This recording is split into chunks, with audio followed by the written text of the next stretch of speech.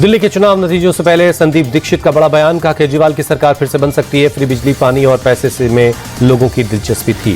Exit poll को लेकर India TV से बोले संदीप दीक्षित, एग्जिट पोल पर भरोसा नहीं किया जा सकता, कब सभी को 8 फरवरी का इंतजार करना चाहिए। दिल्ली की सत्ता में 27 सालों के बाद हो सकती है बीजेपी की वापसी। 11 एग्जिट पोल में 8 पर बीजेपी को बढ़त, सिर्फ 3 में आम आदमी पार्टी को दिखाया गया आगे। एग्जिट पोल्स के औसत के मुताबिक बीजेपी बहुमत के आंकड़े को पार करेगी। बीजेपी को 39 और आम आदमी पार्टी को 30 सीटें मिलने का अनुमान। दिल्ली में मेट्राइज एग्जिट पोल में बीजेपी को 35 से 40 सीटें, आपको 32 से 37 सीटें मिलने का अनुमान।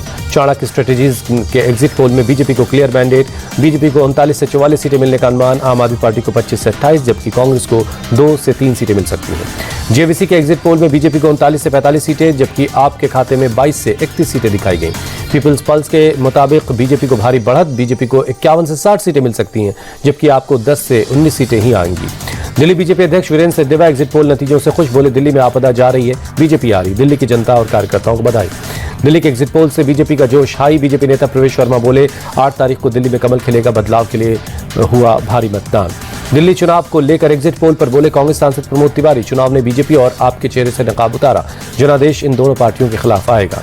दिल्ली चुनाव को लेकर एग्जिट पोल नतीजों पर सीएम मोहन यादव बोले दिल्ली निश्चित तौर पर बीजेपी की तरफ बढ़ रही है, बीजेपी की सरकार बनने जा रही है। एग्जिट पोल को लेकर बीजेपी सांसद प्रवीण खंडेलवाल का बयान, हम तो पहले से कह रहे थे बीजेपी सरकार बना रही है। एग्जिट पोल पर आप सांसद संजय सिंह ने उठाया सवाल, बोले 8 फरवरी को आप प्रचंड बहुमत से सरकार बनाएगी, पिछले सभी एग्जिट पोल गलत साबित हुए। आम आदमी पार्टी की कार्यकर्ता प्रियंका कक्कड़ एग्जिट पोल के नतीजों से खुश हैं, बोली एग्जिट पोल कभी नहीं सही निकला, केजरीवाल फिर से बहुमत लेकर आ रहे हैं। दिल्ली के एग्जिट पोल पर बोले संजय राउत, एग्जिट पोल आते जाते रहते हैं, 8 फरवरी की सुबह 10 बजे चीजें साफ हो जाएंगी। साजिद रशीदी ने एक वीडियो बनाकर बीजेपी को वोट देने का किया दावा, कहा लोग कहते हैं कि मुसलमान बीजेपी को वोट नहीं करते, इसलिए मैंने बीजेपी को वोट किया है। दिल्ली के संगम विहार इलाके में बीजेपी और आप कार्यकर्ताओं के बीच झड़प, मौजूदा आप विधायक दिनेश मोहनिया ने बीजेपी कार्यकर्ताओं पर हमले का आरोप लगाया।